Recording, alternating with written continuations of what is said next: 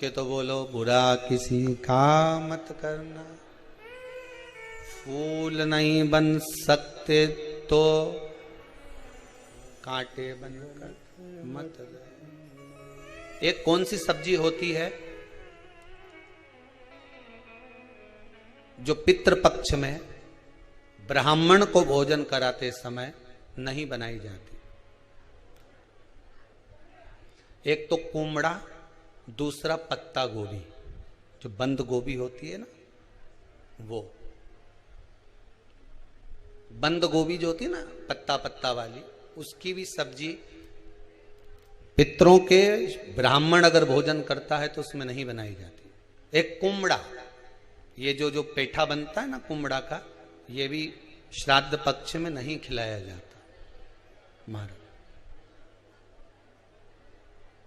बुरा कोला पेड़ा बोलते हैं, क्या बोलते हैं उसको, श्राद्ध पक्ष में उसको भोजन में नहीं दिया जाता। ब्राह्मण के भोजन, महाराज ब्राह्मण के भोजन में श्राद्ध पक्ष में सबसे ज्यादा जरूरी है दूध की खीर, दूसरा तुरई या गिलकी का भोजन, या तो सब्जी बनाओ या भजिया बनाओ, कुछ भी बनाओ। तीसरा मांस की दाल का भोजन, उड़द की दाल का भोजन। उड़द की दाल का या तो दही बड़ा बना लो, इमरती बना लो, या फिर बड़ा बना लो, या पकोड़ा बना लो, पर उसका भोजन होना जरूरी है। 3 भाग दूध का भोजन आहूतों के हिस्से में चले जाता है, गिलकी और तुरई का भोजन पितरों के हिस्से में चले जाता है, मांस की दाल का भोजन, उड़द की दाल का भोजन प्रेतों के हिस्से में चले जाता है। इसलिए ये 3 भाग का भोजन ब्राह्मण जब श्राद्ध पक्ष का भोजन करे तो उसमें बनाना जरूरी। कई लोग कहते हैं गुरुदेव जब हम गया जी से आ जाएं तो क्या ब्राह्मण भोजन कराना जरूरी है? क्यों नहीं, कराओ, क्यों नहीं करा? क्या गाय की रोटी निकालना जरूरी है? स्वान की रोटी निकालना जरूरी है? कौवे की रोटी निकालना जरूरी है?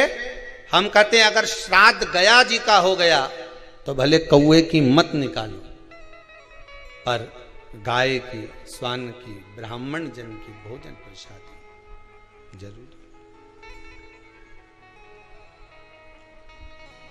देखिए जब ज्यादा घर में पितृदोष हो ना, ऐसा लगे कि पितृदोष बहुत ज्यादा है, 1 रुपए कमा रहे हैं, 1.25 रुपए खर्च हो रहा है, हाथ में पैसा नहीं टिक रहा, दुकान 4 दिन अच्छी चल रही है, फिर व्यापार डाउन हो जाता है, कोई पैसा लेकर भग गया, नहीं दे रहा, कहीं कर्जा मात्रा बढ़ गई है, ये पितृदोष के लक्षण है कुछ। इसमें आपके घर में जो भी रुद्राक्ष पड़ा हो, जो भी रुद्राक्ष रखा हो, क्योंकि संभाल के तो आप रखते नहीं, पटक देते हो यहां, जो भी रुद्राक्ष आपके घर में रखा हुआ, एक पानी के पात्र में उस रुद्राक्ष को डाल दीजिए, उसमें 1 चावल का दाना डाल दीजिए।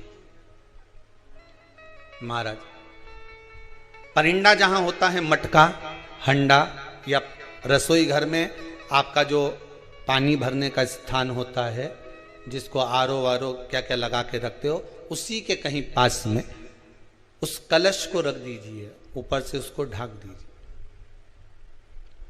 शाम के समय, सुबह रखा 10 बजे से 12 बजे के बीच में, शाम के समय प्रदोष काल में भगवान शंकर का नाम स्मरण कर कर, ओम नमः शिवाय बोलकर, श्री शिवाय नमस्तुभ्यम बोलकर, या महामृत्युंजय मंत्र का स्मरण कर कर, या गायत्री मंत्र का स्मरण कर कर, जो मंत्र आपकी बुद्धि में, विवेक में समाहित हो, उस मंत्र का नाम लेकर राम कृष्ण हरि जो बोल सकते हो, एक घी का दिया अवश्य प्रज्वलित करें, लंबी बाती का। कौन सी बाती का? फूल बत्ती का नहीं, गोल बत्ती का नहीं, लंबी बाती का। बत्ती का मुख दक्षिण की ओर, कहां पर होना चाहिए? दक्षिण की ओर, ना पूरब, ना पश्चिम, ना उत्तर। बत्ती का मुख कहां हो?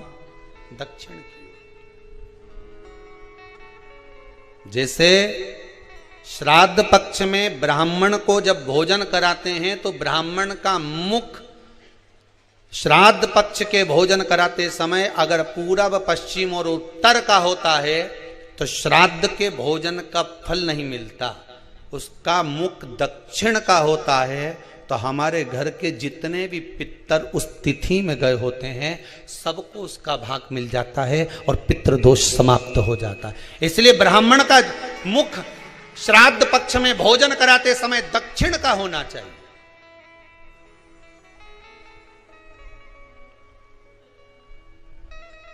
ब्राह्मण का मुख दक्षिण का हो।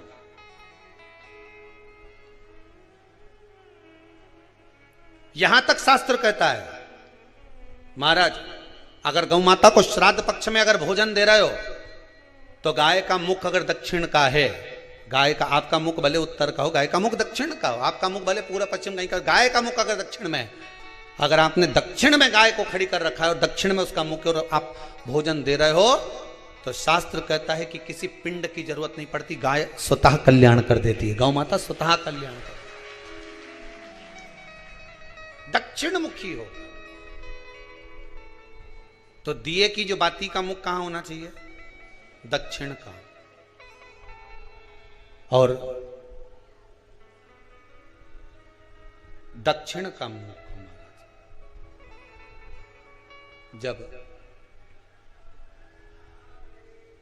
जब दक्षिण का मुख हो, दक्षिण की ओर बाती हो महाराज, तब दक्षिण की बाती जलाने के बाद में भगवान से वहीं पर प्रार्थना करें। जो कलश रखा है उसके ऊपर जो प्लेट रखी है, ढाका गया है, वहां अपना सीधा हाथ रखें और अपने पूर्वजों का, अपने पितरों का स्मरण करें कि मेरे धन को लेकर कोई चले गया, मेरा व्यापार ऐसा चल रहा है, मेरा घर में बच्चों का विवाह नहीं हो रहा, या घर में इतनी अशांति है या तकलीफ है या कष्ट है, ये सब का स्मरण कर कर उस कलश को रात्रि भर रखे रहने दें। सुबह स्नान आदि करने के बाद फिर एक घी का दिया दक्षिण की ओर लगाकर सुबह 10 बजे से 12 बजे के बीच में उस जल को शिव जी को समर्पित कर कर आ जाएं और वो रुद्राक्ष लेकर वापिस सजाएं। महाराज वापिस सजाइए, उस रुद्राक्ष को अपने घर में रख दीजिए। वर्ष भर वो रुद्राक्ष आपको कभी बीमारी से नहीं घिरने देगा, कभी किसी जगह खड्डे में नहीं जाने देगा, वो उन्नति की ओर ही बढ़ाएगा। भले कोई भी रुद्राक्ष हो, 1 मुखी से लेकर 14 मुखी, 20 मुखी, 18 मुखी, जो रुद्राक्ष आपके पास में, आप तो उसका स्मरण करिए।